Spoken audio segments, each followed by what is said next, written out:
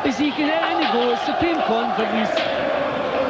Just looking, out it comes, wide punch, bang, perfectly on the chin, and it's all over. Naz would back off and allow him to recover. He decided not to. One more punch, doing exactly. Sa mga boss, balita, naalala nyo pa ba ang boxer na si Prince Naseem Hamed?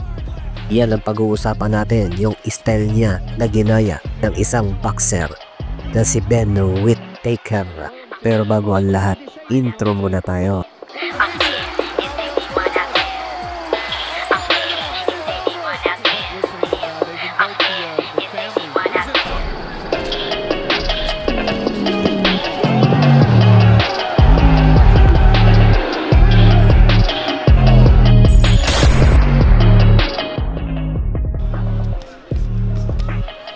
So, sino nga ba ang hindi makakilala sa boxer na si Ben Whittaker na ang style ay ginaya sa dating boxer na si Prince Naseem Hamed, na kung saan ay ang kanyang style ng boxing ay yung parang nangaasar, nagsasayaw sa ibabaw ng lona, tikit sa lahat, parang iniinsulto ang kanyang nakakalaban. So, ang ganda naman ng naging inusbong ng kanyang karera. So, ang dami na rin niyang napanalong laban. At higit sa lahat, ang dami na rin niyang napatunayan.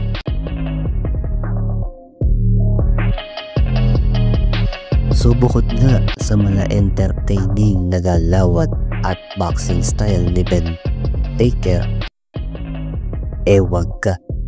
May lakas din ang kabaho nito na kung saan kapag tumama ang mga suntok nito, talaga namang nayayanig ang kanyang mga nakakalaban. So kapag alam niya na nakuha kagad niya ang laban na ito, kanya na kagad pinaglalaruan at sinasayawan sa ibabaw ng lupa. At hindi lang yan mga boss, dahil hindi rin basta-basta ang record nitong mamang ito. Meron lang naman itong 8 panalo. 5 rito ay pinalo niya via knockout. At number 11 lang naman ito sa WBC rankings. At hanggang sa dumating ang kanyang ika-9 na laban kung saan makakaharap niya rito mga boss si Liam Cameron.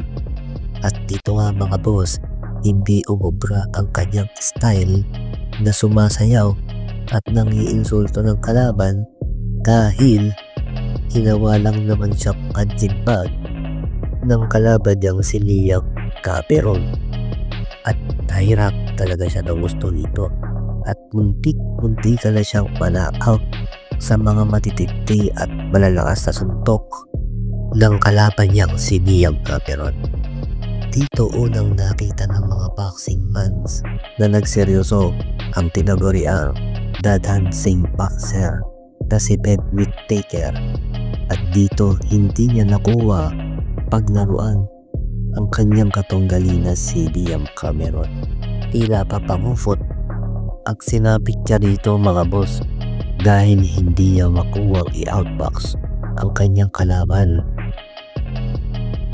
Lahat ng pag-a-adjust, lahat ng diskarte ay ginawa na umano ni Ben Whittaker, subalit hindi umupra ang kanyang style sa talino at teknikal na galawan ng kanyang kalaban na si Cameron.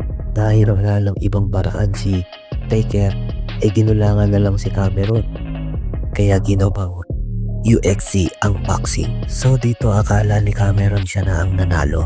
So dismayado nga rito yung kampo ni Cameron dahil ang nangyari ay tineklara itong draw dahil nga sa nangyaring insidente na pagbagsak nila sa luna.